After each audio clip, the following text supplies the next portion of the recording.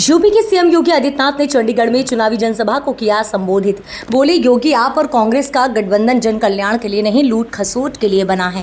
कहा, पंजाब में माफिया का बोलबाला है, यूपी में कब्र पर मरसिया पड़ने वाले भी नहीं बचे हैं।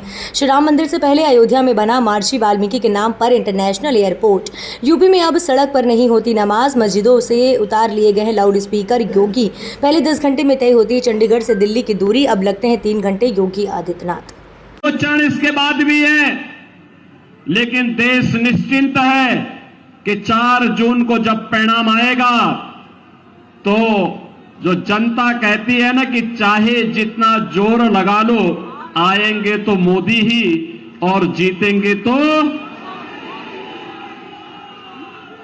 हम लोग निश्चिंत हैं, क्योंकि परिणाम के बारे में जनता जनार्दन पहले से ही तय कर रखी है कि तीसरी बार, फिर एक बार, फिर एक बार और अब की बार 400 पार की बात करते हैं तो कांग्रेस को चक्कर आने लगता है, क्योंकि कांग्रेस स्वयं 400 सीट पर चुनाव नहीं लड़ी है। तो वह अगर 400 सीट पर चुनाव लड़ती तो वो भी कह सकती थी, लेकिन उसको उसके कारनामों के कारण देश की जनता जनार्दन ने इस लायक नहीं छोड़ा कि वो 400 सीटों पर भी चुनाव लड़ सके। और इसलिए बहनों और भाइयों, जब जनता जनार्दन से कांग्रेस के लोग पूछते हैं, आम आदमी पार्टी के लोग पूछते हैं कि 400 पार का मतलब क्या है, तो जनता जनार्दन उसका जवाब दे देती है, कहती है जो राम को लाए हैं हम उनको लाएंगे, क्योंकि जो राम का है वही राष्ट्र का है, जो राम का है वही हमारा है, बाकी किसी काम का नहीं है।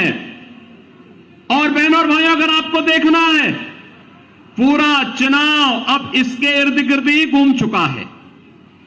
पूरा चुनाव, लोकसभा के पूरे चुनाव को अगर आप देखेंगे, कांग्रेस के नेता तो पहले प्रभु राम को नकार चुके थे।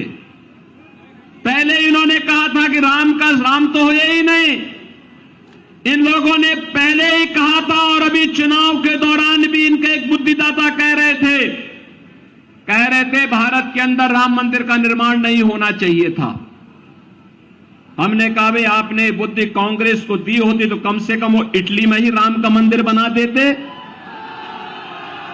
भारत के अंदर तो बनाने के लिए हमारा इंतजार था ही, मोदी जी का इंतजार था ही, लेकिन अगर पहले बताए होते तो कांग्रेस को कहते कि भाई इटली में ही बना लो।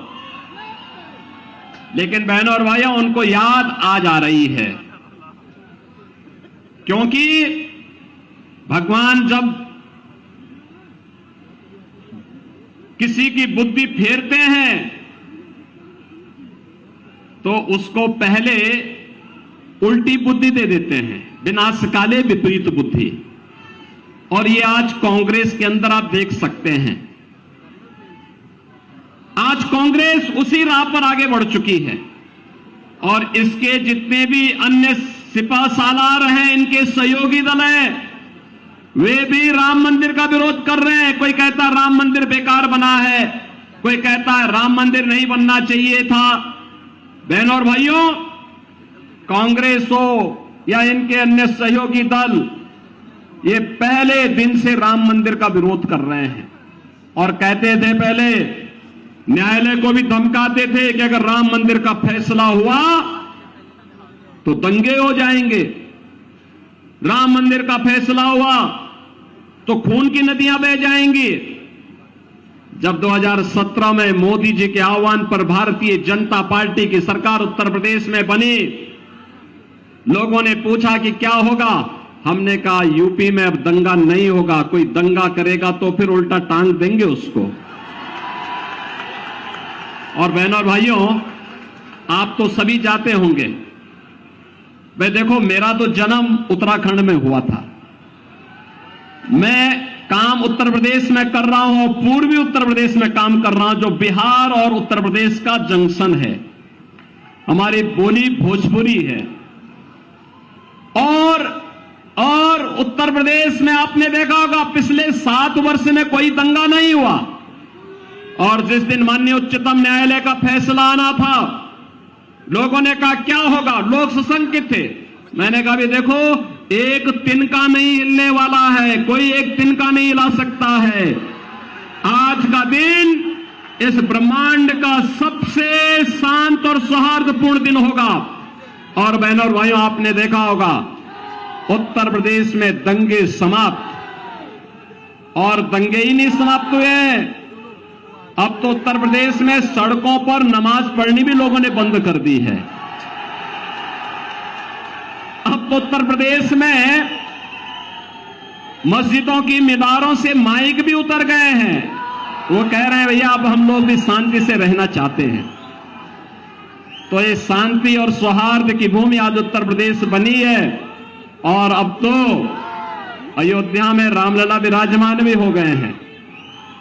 कौन ऐसा भारतीय होगा, बहनों और भाइयों, कौन ऐसा भारतीय होगा जो अपने आप को गौरव की अनुभूति न करता हो अयोध्या में रामलला के विराजमान होने के लिए। 500 वर्षों के बाद यह अवसर हमारे सामने आया है, और इसीलिए हर जन से एक ही स्वर उमड़ रहा है, और वह है कि जो राम को लाए हैं हम उनको,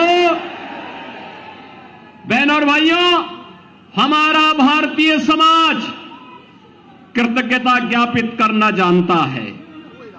और कृतज्ञता किस रूप में हम व्यक्त करते हैं, ये किसी से छुपा हुआ नहीं है। आपने देखा होगा, आप याद करिए बहनों और भाइयों, आप याद करिए, जब भी देश पर संकट आता है तो सबसे पहले देश छोड़ करके भागने वालों में राहुल गांधी का नाम आता है। कहीं भी कोई संकट आ जाए, यद्यपि ये देश को संकट देने वाले लोग ही हैं। इन्होंने समस्या दिया, इन्होंने आतंकवाद देश को दिया, इन्होंने नक्सलवाद देश को दिया, विरासत में इन्होंने भ्रष्टाचार देश को दिया, अराजकता देश को दी। डीपी न्यूज, खबर सिर्फ सच की।